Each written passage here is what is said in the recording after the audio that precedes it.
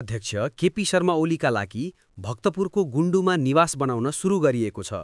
Gen Z आन्दोलनका क्रममा बालकोटमा रहेको उनको निवास जलाइएको थियो। त्यसयता उनी भक्तपुरमा भाडाको घरमा बस्दै आएका छन्। उनको लागि गुण्डुमै निवास बनाउन थालिएको हो।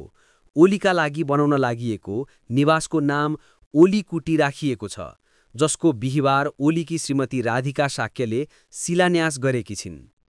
अहिले ओली बस्दै आएको घर नजिकै करिब 1 रोपनी क्षेत्रफलमा ओली कुटी निर्माण हुन लागेको हो। नयाँ निवास निकै भव्य बनाउन लागिएको छ। गुण्डुवासीले दिएको जग्गामा निवास निर्माण गर्न लागिएको बताइएको छ। जग्गा के कसरी किनिएको हो भन्ने बारे खुलाइएको छैन।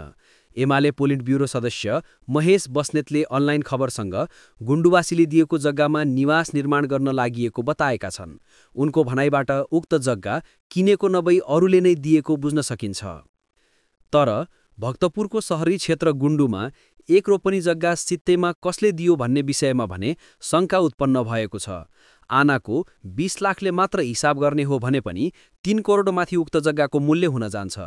के यति ठूलो राशिको जग्गा ओलीले सित्तैमा पाएका हुन् त भन्ने प्रश्न खडा भएको छ। सहयोगीले दिएको भए उनीहरूबारे किन खुलाइएन भन्ने पनि प्रश्न उठेको छ। बस्नेतले सेतो पार्टीसँग सीमित मानिसहरूसँग आर्थिक सहयोग लिएर ओली निवास बनाउन लागिएको बताएका छन्। ओलीको लागि भव्य निवास बन्दै गर्दा आर्थिक पारदर्शिताको विषय भने रहस्यमा नै लुकेको छ।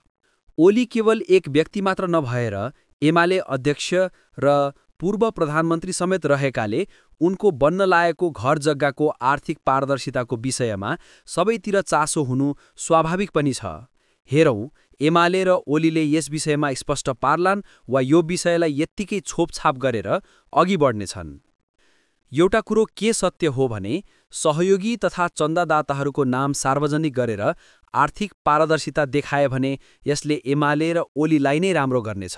नत्र भने यो विषय पटक पटक भविष्यमा उठिरहन सक्नेछ।